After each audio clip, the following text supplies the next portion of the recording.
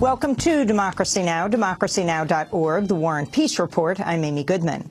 The Obama administration's reportedly considering the direct talks with Iran over ways to resolve the crisis in Iraq, where Sunni militants have continued to gain new ground. Over the weekend, militants from the Islamic State of Iraq and Syria, or ISIS, seized the northern town of Tal Afar. ISIS also claimed to have massacred 1,700 Shiite soldiers in Tikrit, but the number could not be verified. The United States has begun evacuating workers from its embassy in Baghdad. On Friday, President Obama ruled out sending U.S. ground troops back to Iraq. We will not be sending U.S. troops back into combat in Iraq, but I have asked my national security team to prepare a range of other options that could help support Iraq security forces, and I'll be reviewing those options in the days ahead.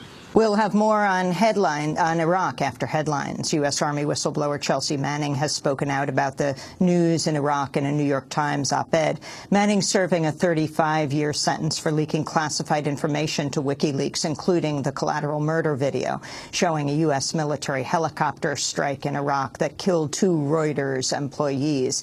In the op-ed, Manning criticizes the limits placed on reporters who embed with U.S. troops and describes an information gap between past news reports on the Iraq war and information she'd access to as an intelligence analyst.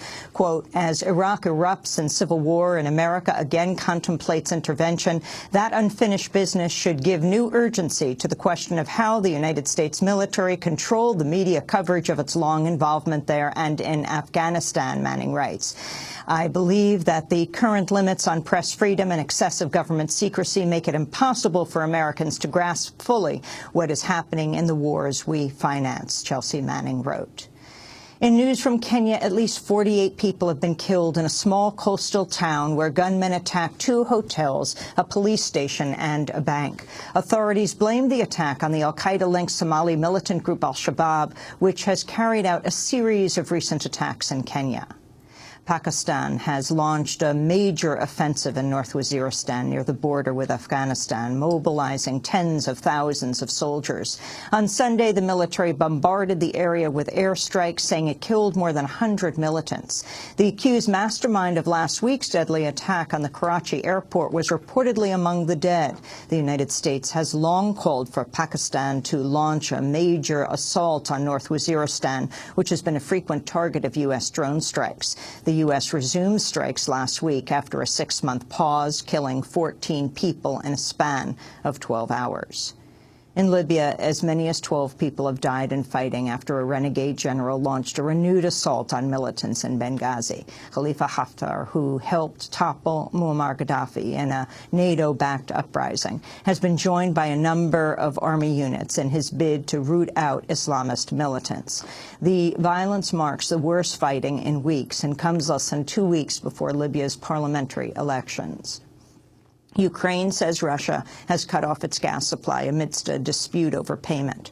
Russia's state-owned oil firm Gazprom had demanded upfront payments from Ukraine after it failed to repay debts.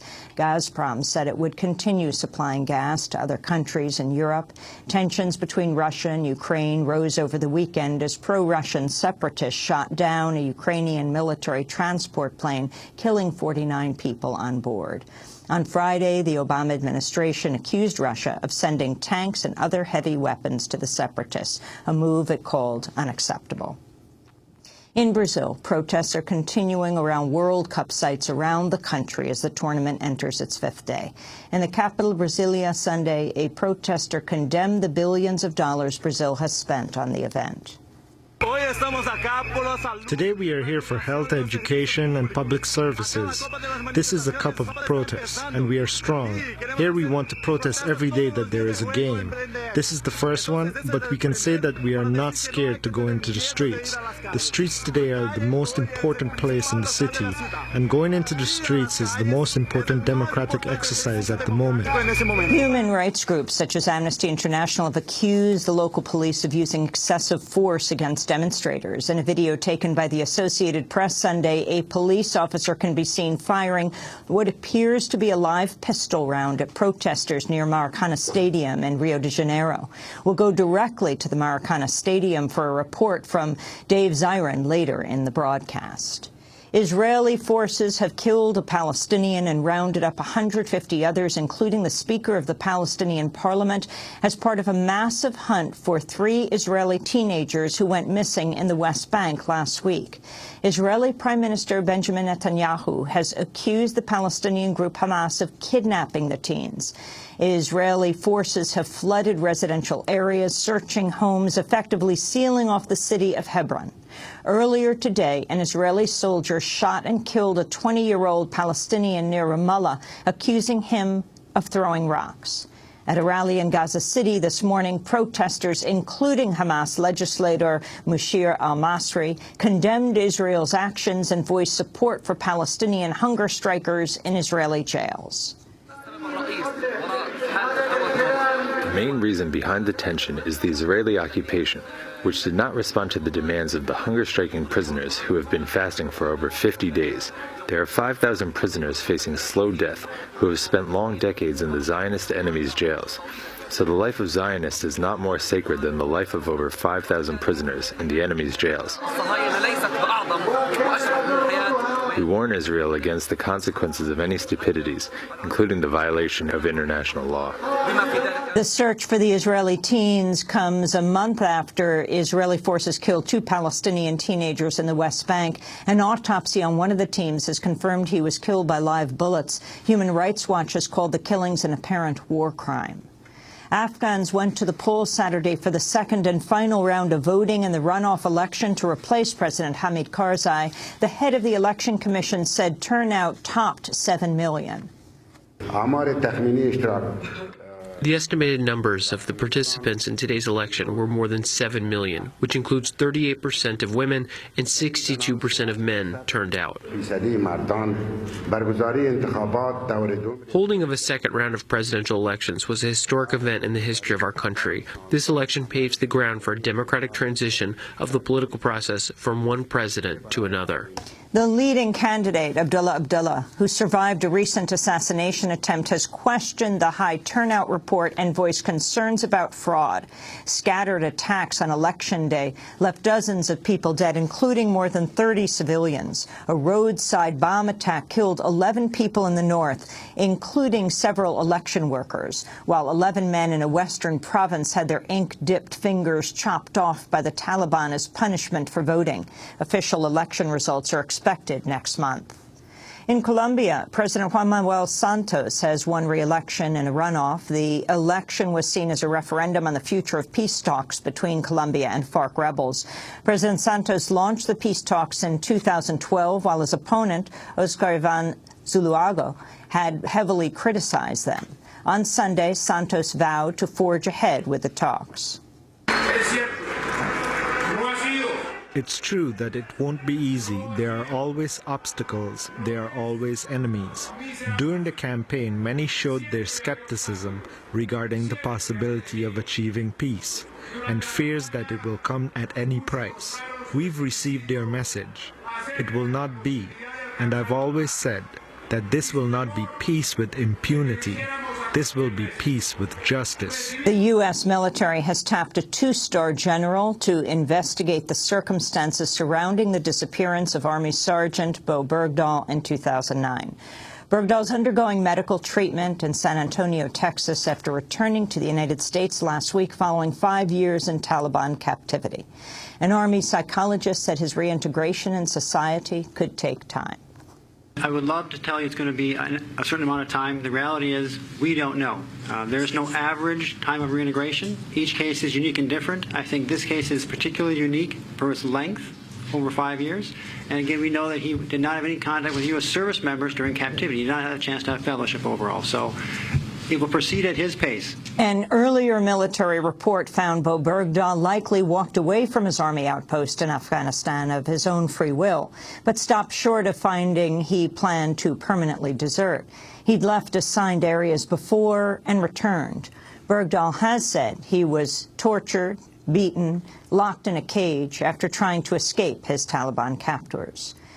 A new review has found the Obama administration's failing to inspect 4 out of 10 new higher-risk oil and gas wells.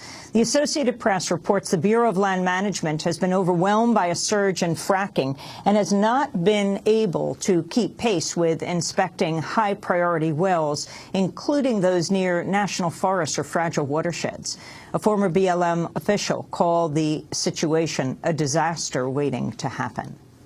A new report finds CEOs in the United States earn nearly 300 times what workers do.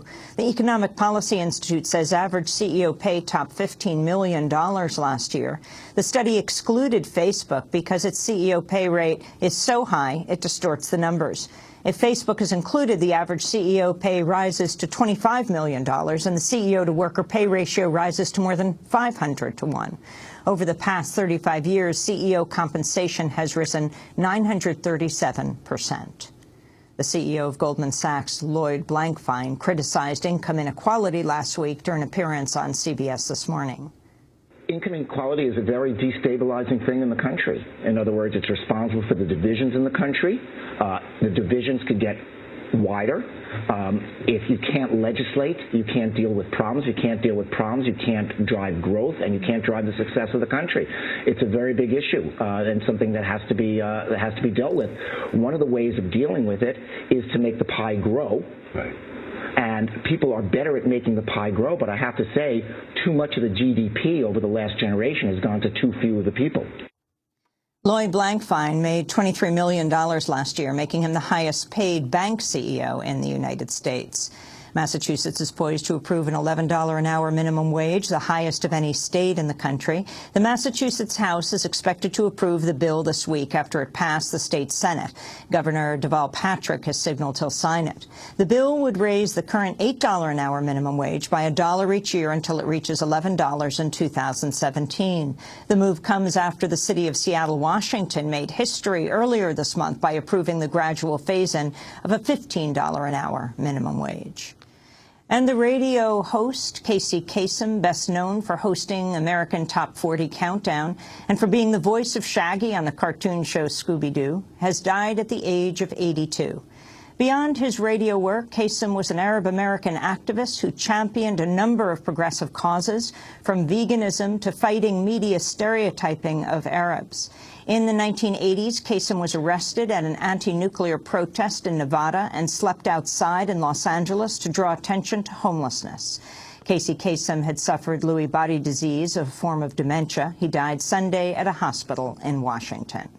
And those are some of the headlines. This is Democracy Now!, democracynow.org, The War and Peace Report. I'm Amy Goodman. And I'm Juan Gonzalez. Welcome to all of our listeners and viewers around the country and around the world.